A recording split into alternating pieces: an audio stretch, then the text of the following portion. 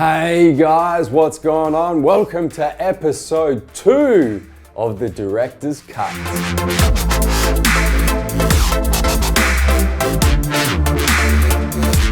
So episode 2, 12 weeks out from your contest or 12 weeks out from the end of your weight loss journey. It means we've been dieting now for 2 months or for 8 weeks. So hopefully by now we've set ourselves a very good foundation. We've got our habits where they need to be. Probably hasn't been too difficult just yet, this cut. It's probably been, we've had some good weeks, some really good weeks, some not so good weeks, but up until this point it hasn't been that difficult. It's just been mainly about setting that foundation for the next 12 weeks, which are going to be a lot more difficult than the first 8. So let's get straight into it, starting with planning.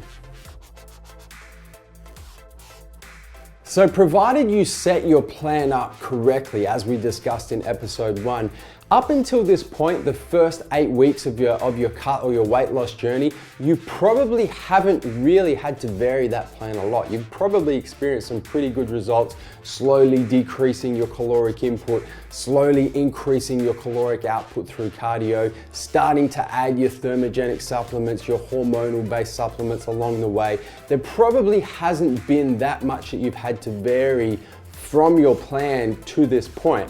What's gonna happen now in terms of planning is as you start to get leaner and leaner and as you progress along your cut, your body is really gonna start fighting quite hard against you to reach that point of homeostasis that we discussed in episode 1. So it's really gonna start fighting quite hard. What that means in terms of planning is now you're gonna have to really have your finger on the pulse. You're gonna have to really start to be very reactive to what your body's doing. And that now means making sure that you're taking your weekly measurements, making sure that you're keeping an eye on what your weight's doing, what your waist measurement is doing, what your body fat is doing, what you look like in the mirror, and really being consistent with that. So keeping as many variables as constant as possible to make sure that you're keeping a very close eye on what your body's doing, because now as we get deeper and deeper into this cut, 12 weeks out now, 8 weeks out, 4 weeks out, as we progress and your body does start fighting harder, you are gonna see that you're gonna need to make changes, possibly not weekly, but possibly every couple of weeks to the plan that you originally set in place, because your body's gonna start doing things that up into this point, up into this 12-week out point, it hasn't done in the past. So that's gonna be the most important thing with regards to planning. With that in mind, let's have a look at where I'm at with my plan 12 weeks out. So I followed my initial plan of attack pretty closely up into this point of this contest preparation, up until this point of this cut. So if you read down to my 12-week out point, which is the 1st of August, and read across, you can see that my caloric intake has taken a couple of hits now, from 3,900 down to 3,700, down to 3,500, and now where I'm at 3,200. And I followed that reduction in caloric intake perfectly as written in the plan. I've also pretty much very closely followed the caloric output side of things, so my cardiovascular output. So at the moment, 4 45-minute low intensity steady state cardio sessions a week and 2 15 minutes worth of work, high intensity interval training sessions per week.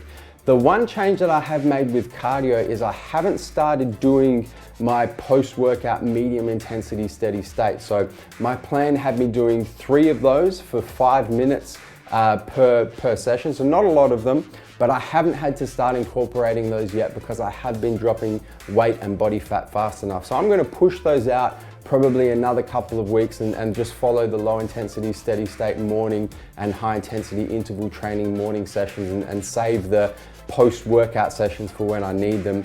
You can then see my fat burner was integrated a couple of weeks ago, so core burn, and you guys will see that in the supplement part of this video. The other thing that I have changed slightly was I moved my hormone supplements along 2 weeks. So didn't start them I was supposed to start them at 16 weeks out, Didn't start them until 14 weeks out, so I'm now at this point halfway through my first hormone supplement cycle. So with regards to the measurements that I'm taking each and every week that are now going to become particularly important because we have to start being very reactive to what our body's doing. So what I will do is I'll take my measurements first thing in the morning on a Monday morning on an empty stomach, just after going to the toilet. So I'm keeping as many variables out of these measurements as possible, trying to keep my water retention out, trying to keep my water intake out, any food that I've eaten throughout the day. So first thing on a Monday morning, every Monday morning, empty stomach after going to the toilet. And I'll take a bunch of different measurements that are designed to help me figure out what my body fat's doing and designed to show me whether I'm losing or indicate to me whether I'm losing muscle mass. So in terms of my body fat measurements, I firstly take my body weight, I take my waist measurement at its narrowest point, I take my hip measurement at its widest point, and then I've got some body fat calipers and I'll take a single skin fold reading just above my hip. So the point on my waist where I tend to store the last little bit of body fat. So those four measurements in combination with each other will give me a really good indication of what my body fat's doing. Ideally, I want to see all of them coming down each and every week because then that's showing me that I'm losing weight, hopefully from body fat. The body fat's coming off my waist, my hips, and then my skin fold around that area as well. So that's how I keep a good tab on whether or not I'm losing body fat at the rate that I need to lose body fat. On the other hand, I also take a bunch of measurements that are designed to show me or indicate to me if I'm dieting too hard and starting to lose muscle mass. So I'll take a measurement around my chest and back at its widest point. I'll take a measurement around my upper arm at its widest point. I'll take a measurement around my quad and hamstring at its widest point, and then finally around my calf at its widest point. So ideally, those measurements are obviously going to drop as body fat drops, but I don't want to see them dropping too much because if they are, that's a pretty good indication that I'm dieting too hard or too far into caloric deficit and I'm eating into too much muscle mass. So that's how I go about my measurements. That is going to become very, very important, as I've already mentioned, moving deeper and deeper into this cut. So make sure that you are taking those measurements and being as reactive as you can possibly be. That's enough for planning. Let's move on to diet. So with your diet, you've now been dieting for 2 months or 8 weeks. So you've probably had, or you've definitely had at least 1 to 2 cuts in your caloric intake. So you would have seen in the planning section we just went through, I've had a number of cuts from 3,900 now down to 3,200, 8 weeks into this cut for me personally. Now, in terms of how much you should be dropping as a percentage of your overall caloric intake each and every time, as you guys saw in the planning section, I've dropped 200 to 300 calories every time I take a caloric drop. General rule of thumb, and this depends on how many calories you start on obviously, but general rule of thumb is a drop every time you're dropping your calories of between 5 to 10%. So if you're starting at a very high caloric intake, obviously you can afford to drop more calories, so towards that 10% mark. Whereas if you're starting on a very low caloric intake for your cut, say 2,000 calories, you wouldn't want to be dropping 10% every time you take a cut, or you'd be down to nothing by the time you get to the end of your cut. So you'd want to stick more towards that 5% reduction in caloric intake. So the general rule is a 5 to 10% reduction in caloric intake for each and every cut in calories that you have. Now, in terms of where those calories should come from, they're gonna come from a combination of carbohydrates and fats. You don't wanna touch your protein intake for as long as you possibly can. The reason why you don't wanna take calories from your protein intake is you start removing protein, you start removing the building blocks for muscle and what your body's used to having to help with muscle recovery, so your body will start to break down muscle tissue. So you want to try and keep your protein intake and therefore your calories from protein consistent throughout your entire cut, which means that those drop in calories, that 5 to 10% drop each and every time you drop calories, is going to come from carbohydrates and fats. There's a couple of things to keep in mind here. The first thing is a gram of carbohydrates contains 4 calories, whereas a gram of fat contains 9 calories. So obviously you can get away with dropping in terms of actual amount or total weight. You can drop a lot less fats for a much bigger dent in calories than you can carbohydrates. But that doesn't mean to take all of your calories from fats. Fats are very important. They're important for a lot of different functions, organ functions, brain functions. They're important for lubricating your joints, keeping your tendons healthy. They're very important for just overall health. So you don't want to take all of your calories from fats. You want to take them from a combination of carbohydrates and fats. Now that combination is going to be different for every person. It depends on how many carbs you've got in your diet, how many fats you've got in your diet, and then where you have the ability to take those calories from.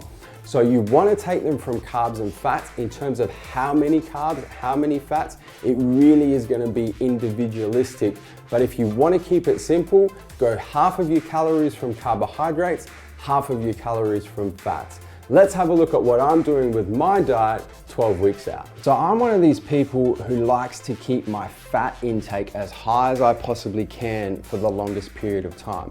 So my number of drops in caloric intake have come primarily from carbohydrates, and you'll see that as we go through these meals that we're about to have a look at. So my first meal hasn't changed at all. Well, it has a little bit. I've changed the blueberries to raspberries, but in terms of the macronutrient content, it's exactly the same as episode 1. So I've got oats, I've got a scoop of MTS whey in there. It's gonna get me some primarily protein and carbs, but a little bit of fats from the MTS whey and the oats as well. Moving straight into meal number 2. Once again, I've got 180 grams of chicken breast. I got my fats coming from macadamia nuts. I got my fiber coming from green beans, and washing it down with a scoop of core ABC as my aminos for this particular meal as well. No carbohydrates in this meal because we're practicing carbohydrate timing, of course. Then moving on to meal number 3, exactly the same meal. So 180 grams of chicken breast, baked chicken breast at the moment. My fat's coming from macadamia nuts, fiber from green beans, once again washing it down with another scoop of aminos in this particular meal. No carbs once again. Then we move on to my pre-workout meal. I've got some wraps there, so using wheat as my source of carbohydrates for my pre-workout meal at this stage of my cut. 180 grams of chicken breast. I had some green beans in there once again as fiber. No fat sources, well, direct fat sources in this meal, this being my pre-workout meal. It's primarily carbs and protein. And then we move on to my final meal of the day, my post-workout meal. 180 grams of grilled porterhouse steak, 200 grams of cinnamon sweet potato, and then just some greens. So grilled field mushrooms, some grilled Brussels sprouts, some broccolini in there, and some seeded mustard as well for this final meal of the day.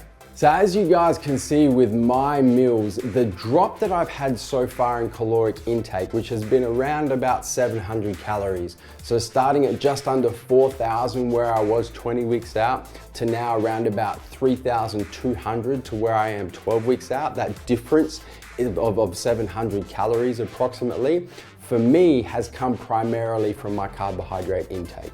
So if you compare the meals that I'm consuming now to the meals I was consuming in episode 1, 20 weeks out, there's a lot less carbohydrates in those meals. My fat intake has dropped a little bit as well. So I believe my fat intake is down about 20 grams.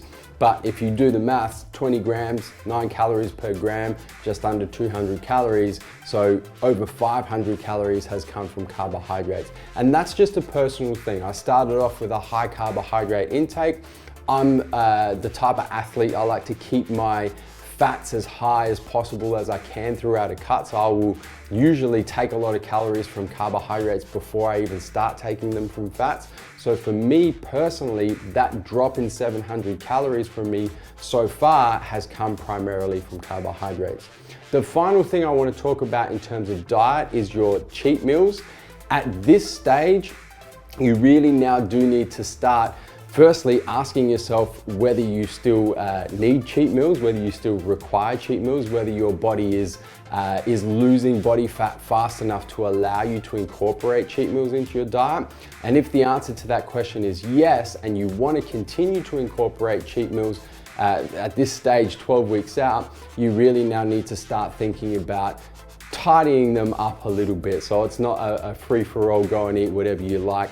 It might be a meal that has more carbohydrates or more good fats than you otherwise would have in that meal. So if you are progressing, you haven't reached plateaus and you are continuing to lose body fat, feel free to keep your cheat meals in for now. Just tidy them up a little bit and start to pay a little bit more attention to what they consist of.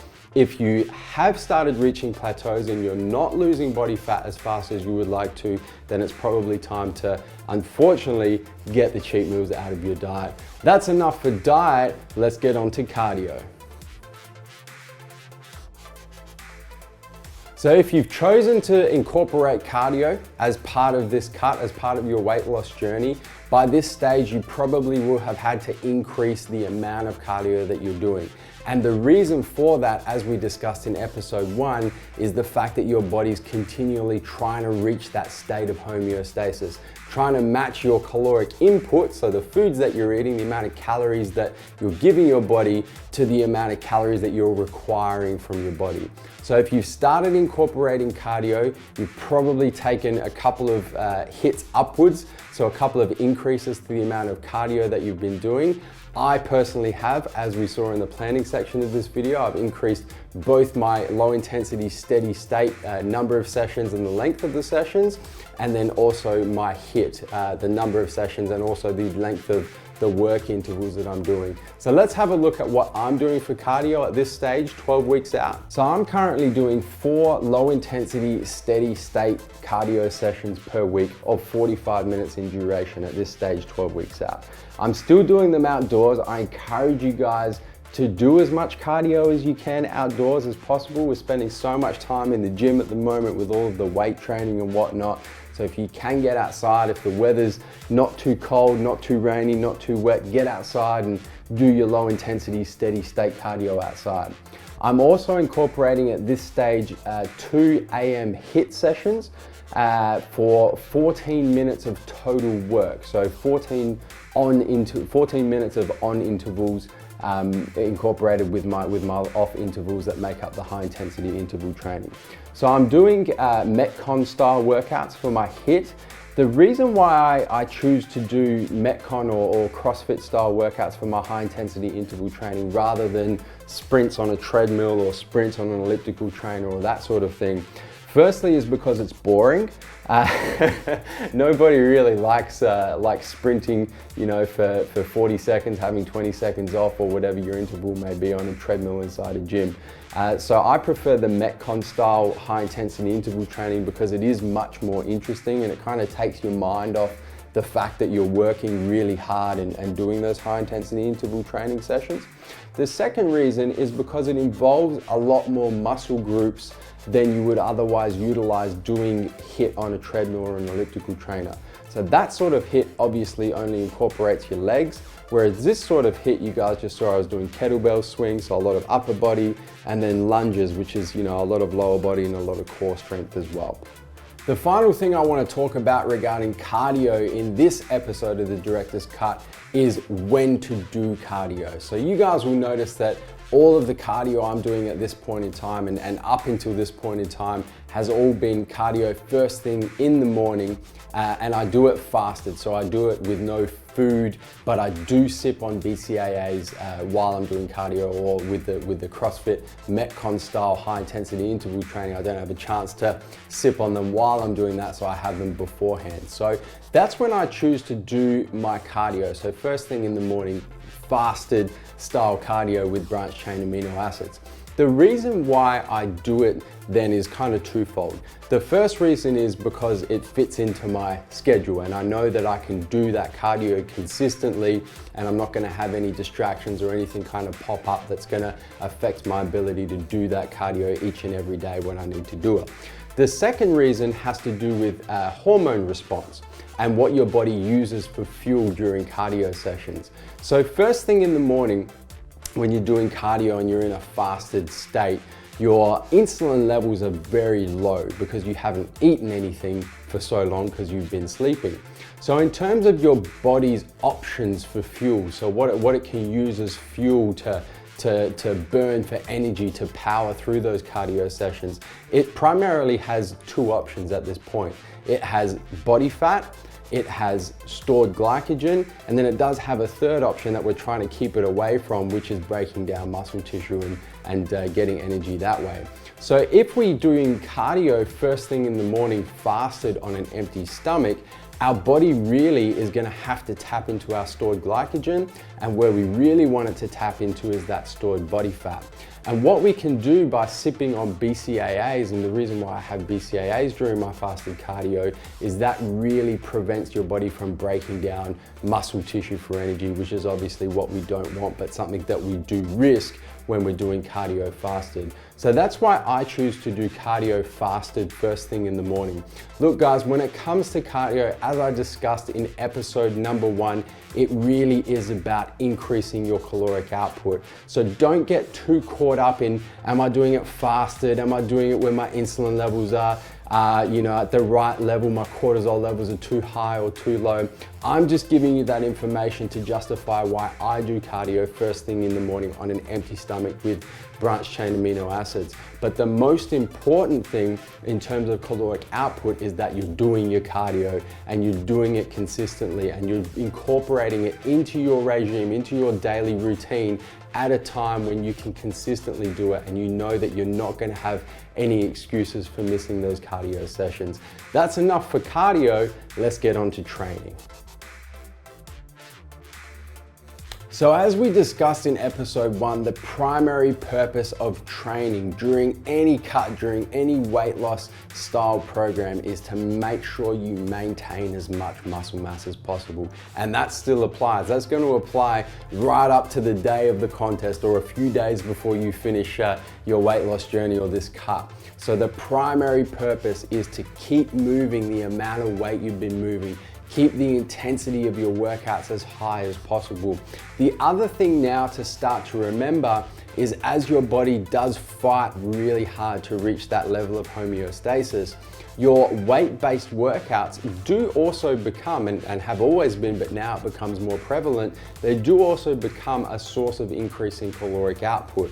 So whenever you're training, whenever you're lifting weights, you're obviously using more calories to get you through that weight workout than you would otherwise be at any other time during the day, not including doing cardio. So with that in mind, not only do you want to be moving the same amount of weight to make sure you're maintaining that muscle mass, but you also want to start now incorporating intensifying techniques that are really going to keep the intensity of your workouts high so that you're continuing to consume the same or even an elevated amount of calories during your weight-based workouts as you have been throughout this cut. So you want to start incorporating things like drop sets, extended hypertrophy sets, supersets, rest pause sets, those kind of intensifying techniques whereby you start for a particular set, for example, moving a lot of weight, a heavy weight to maintain that muscle mass, but then you're almost extending those sets out so that you're burning through calories during your weights workout by getting those extra reps, those more reps than you would normally get during a non-cutting weight-based workout. So with that in mind, let's have a look at what my training looks like 12 weeks out. So you guys would remember in episode 1, I mentioned that I was doing a strength program and incorporating that strength program into my standard hypertrophy style workouts. That has continued up until this point. So 12 weeks out, I'm still incorporating my strength-based movements, my heavy bench press, heavy deadlift, heavy squats, heavy shoulder press, all of those strength-based movements. And then what I'm doing is I'm starting to get really intense with my workouts when I move away from those strength-based movements. So you're gonna see in this footage, you're gonna see snippets of an arm workout, so a bicep and tricep workout. And this is a great example right here, this rest pause set on the easy barbell curl of an intensifying technique. So taking the weight to failure with a heavy weight, so making sure that we're moving the same amount of weight and not losing muscle mass, and then taking it to failure, resting a little bit, and then chasing more reps. So more reps when we would normally put the weight down and say, yep, that's the end of the set. We're chasing those reps, so bumping up that intensity and using intensifying techniques to make sure that our workouts are very intense and we're working hard during our weight-based workouts. And then here you're gonna see a superset. So hitting a tricep superset, so an overhead dumbbell tricep extension, and then straight into, without even dropping the weight, straight into a dumbbell tricep kickback. So once again, supersets are a fantastic technique just to keep the intensity of your workouts up. Here, what we would normally do in your off season or when you're not cutting is we do the overhead dumbbell tricep extension, rest, do as many sets of that as we would normally do, and then move into this as a separate exercise. The final thing to keep in mind with your training at this stage of your cut is that even though you're in caloric deficit, even though you've been cutting, your calories have been cut, your cardio has been increased for 2 months, for 8 weeks now, you will continue to build strength. Your strength will continue to increase. And the reason for that is because your nutrient timing is on point. You're getting your protein in, you're getting your fats in, you're getting your carbohydrates in at the times when you need to get your carbohydrates in. So what you will find for most of us, right up until 8 to 10 weeks out, is that strength will continue to increase even though we're in caloric deficit. So really make sure that you're making the most of that. If you're not incorporating a strength-based program, we're actually measuring that increase in strength and purposely trying to make the most of it, purposely trying to increase your strength. Make sure that you're making a concerted effort to increase the amount of weight that you're moving each and every workout. Continue to progress like you would progress in an off season or when you're not following a weight loss program or a pre-contest diet as you normally would, because you will find that your strength will continue to increase. So don't fall into the trap of thinking, I'm in caloric deficit, I've been dieting for a number of months now, my energy levels are lower and therefore I'm gonna start losing strength, because the opposite will happen right up until the 8 to 10 week out mark. So make sure that you're really making the most of those increases in strength, all in the while using those intensifying techniques to make sure that you're working really hard during your weight-based workouts. That's enough for training. Let's move on to supplementation. So in episode 1, with regards to supplementation, we really spoke about setting the foundation of your supplement regime for this entire cut. So making sure that you were getting the essential supplements in, making sure that you were getting your amino acids, your protein powders, your green supplement, your creatine, those sorts of really foundational, fundamental type supplements that you would continue to use throughout the entire weight loss journey or throughout the entire cut. Now, at this stage, 12 weeks out, we want to start to look at building on that. So we want to reach into our cutting tool bag and start to utilize some different supplements that are going to help our body push through plateaus and make sure that our body doesn't reach homeostasis and start fighting us as hard as it wants to. So the two things that we want to start implementing at this stage, 12 weeks out, the first thing is going to be a mild strength thermogenic fat burner, which is going to help us increase our caloric output through supplementation. And the second thing are hormone type supplements. So if you're a guy, you want to start looking at test boosters and estrogen blockers and test boosting stacks. If you're a female or you're a girl, you want to start looking at things that are going to help modulate your cortisol, possibly start to modulate your estrogen as well to get your estrogen levels down. Obviously not look at test boosters, but definitely start to look at different type of hormone supplements that are fine for females to take, once again to help us push through that any of those weight loss or fat loss plateaus that our body may think that it wants to push us into. Let's have a look at what I'm doing with my supplements 12 weeks out. So the first stage of supplementation for me is of course my pre-cardio supplementation. So you guys saw in episode 1 the AlkaPure and AMP-V. As I mentioned, I've now added a mild strength thermogenic fat burner into the mix, and that is of course Core Burn. So I take 1 scoop of Core Burn, 2 grams of AlkaPure, 2 mils of AMP-V, and that is my pre-cardio supplementation before each and every AM cardio session. Then we move into my morning supplements. A lot of these you guys have seen before, so the 1 gram of HMB Pure, 1 gram HCL Pure, 2 scoops HPN NR, a scoop of MTS Greens Plus Multi, 2 scoops of Isatori BioGrow. I've got my fish oil in there. And now I've added my first stage of my hormone supplementation as well. So I've got a scoop of Core Hard, which you guys have seen already, scoop of MTS Barracuda, my test booster, and then a scoop of Anabolic Triad, which is also a test booster and contains some laxagenin in there to help with my strength levels as well. So that's what my morning supplementation looks like at this stage. The next supplementation window for me is my pre-workout supplementation. So 2 grams of Alka Pure once again, 1 gram of HMB Pure. I've then got Conquer Unleashed as my pre-workout and pump supplement in there at the moment. I've got my second serving, my second scoop of Core Hard, which I take 3 times a day, and then 2 mils of ATP AMP-V once again. And that's what my pre-workout supplementation stack looks like at this stage of the cut.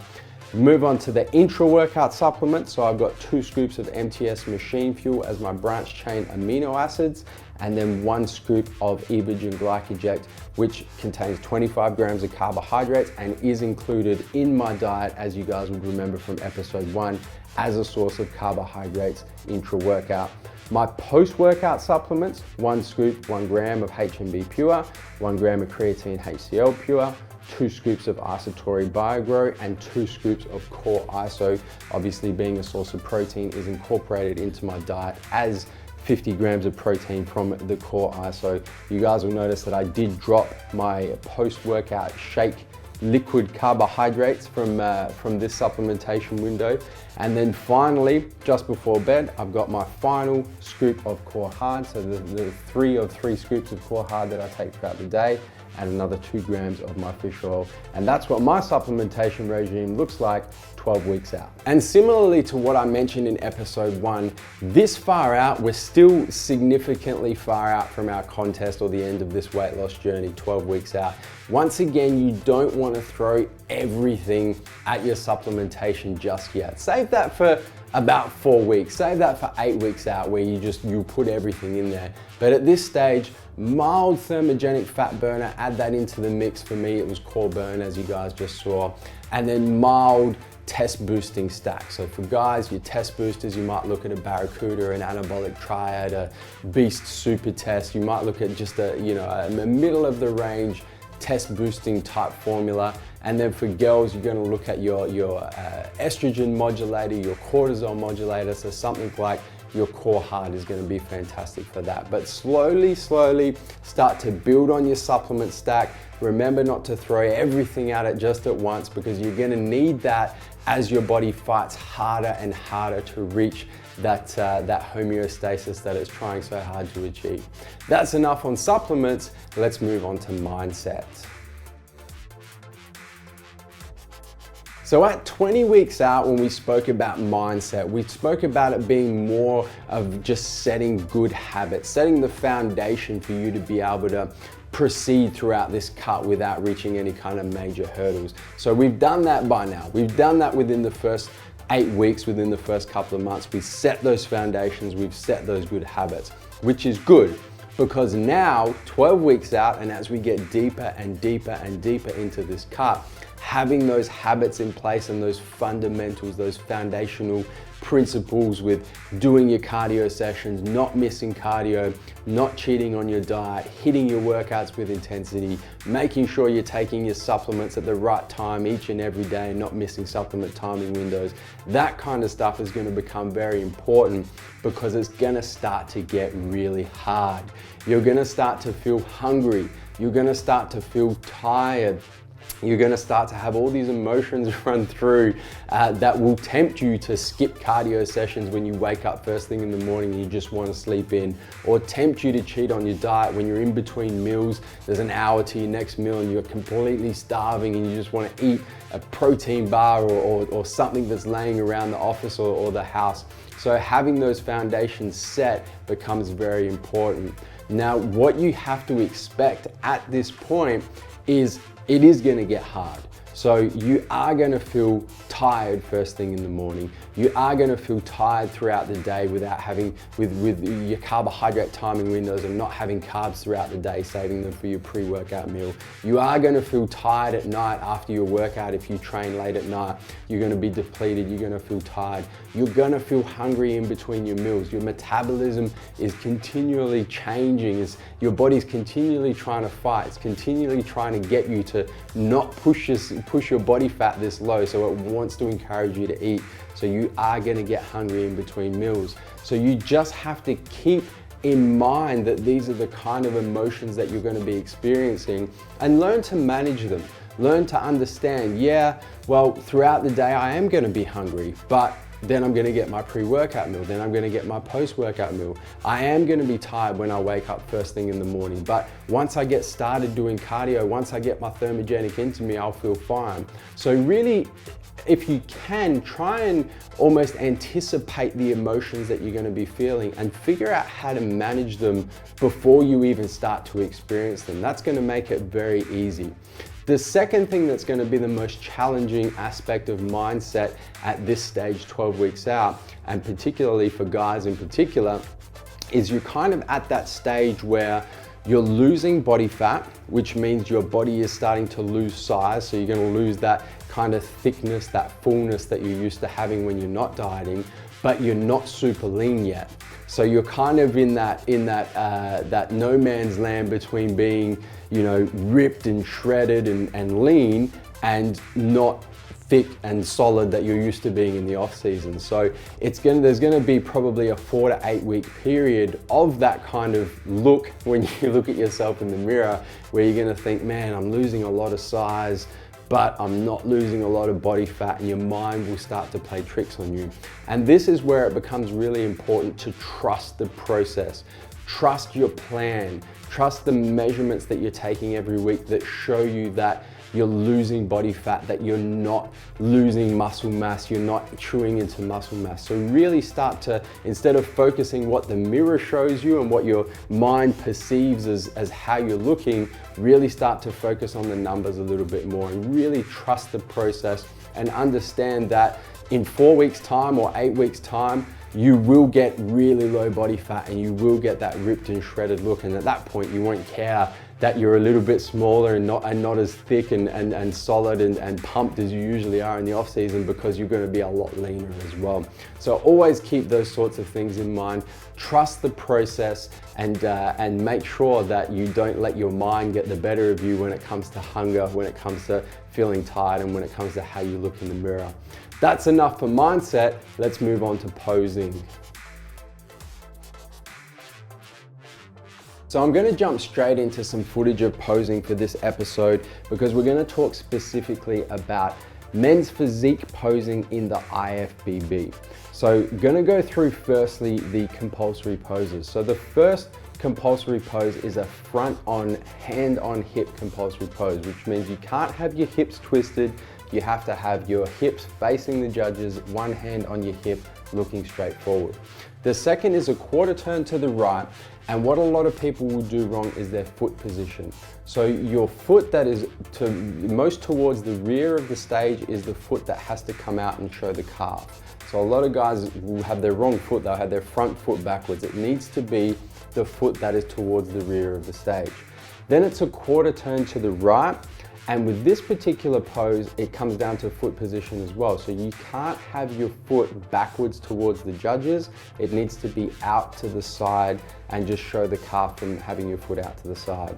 Once again, another quarter turn to the right. And once again, the foot that is towards the rear of the stage needs to be the one that shows the calf, not the foot that is most closely towards the judges. And with these side poses, you can of course twist your hips. You have to twist your hips because you won't be able to have them front on. And then finally, back to the front position. Once again, it has to be front on. It can't be a hip twist. The judges will pull you up on that. It needs to be front on, facing the judges, one foot out to the side, hand on the hip.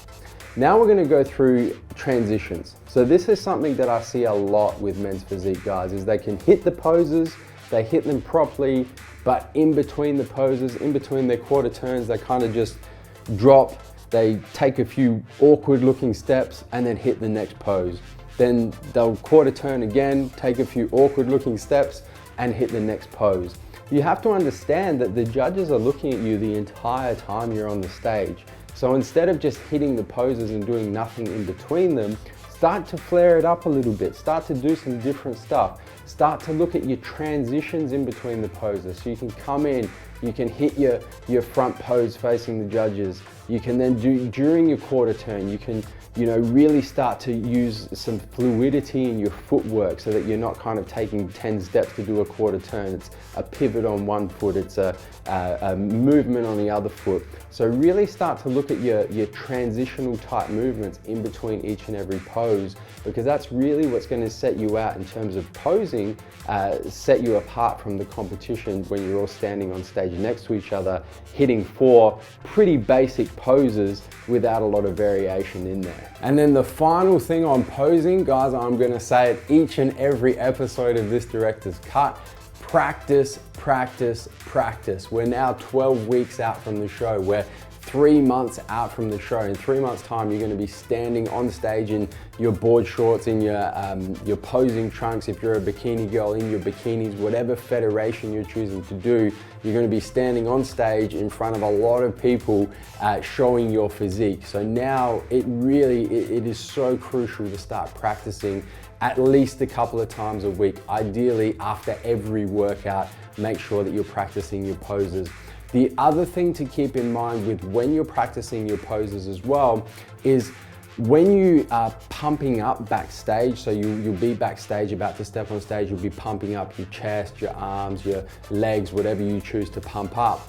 You want to be practicing your posing in a fatigued state, because once you've pumped up and you just step on stage the day of the competition, you're going to be fatigued. You're going to be fatigued from your pump up routine. So it's always best to practice your posing post-workout when you are a little bit tired, when you are a little bit fatigued, to really simulate that kind of experience that you're going to have on stage. It's all well and great to practice posing first thing in the morning when you're fresh, you've got a lot of energy, your muscles aren't sore and you're not pumped. But that's not what it's going to be when you step on stage after pumping up for half an hour, 45 minutes, whatever pump up routine you choose to do just before you step on stage. So make sure you're practicing your posing as much as you possibly can, and make sure you're practicing your posing when you are fatigued. At this stage, 12 weeks out, you're obviously not going to be stage ready, stage lean just yet, but you are now going to start to see things. You're going to start to see your obliques. You're going to start to see lines in your arms, lines in your legs. So you can really now, in front of a mirror, start to get the poses perfectly correct for your physique. Start to really modify within the rules, but really start to tailor poses to what's really going to look good for your physique. And the more you practice that, the better you're going to get, the better your poses are going to get, the better your transitions are going to get, and of course, the better package you're going to be able to present on stage. Guys, that's a wrap for episode 2 of the Director's Cut, the 12 weeks out. As always, if you have any questions at all, feel free to post them as a comment to this video on YouTube, and I will personally get back to each and every one of them, helping you guys out along your pre-contest journey or your weight loss journey, whatever that journey may be. As always, don't forget to hit the subscribe button. Subscribe to our YouTube channel, stay up to date with all the latest editions of the Director's Cut and everything else on our YouTube channel. If you're watching this on the mobile, turn the post notifications on so you don't miss a beat when it comes to the Massive Joe's YouTube channel. And guys, I will see you in 4 weeks' time for episode 3 of the Director's Cut, when we are 8 weeks out. As always, coming to you from MassiveJoes.com.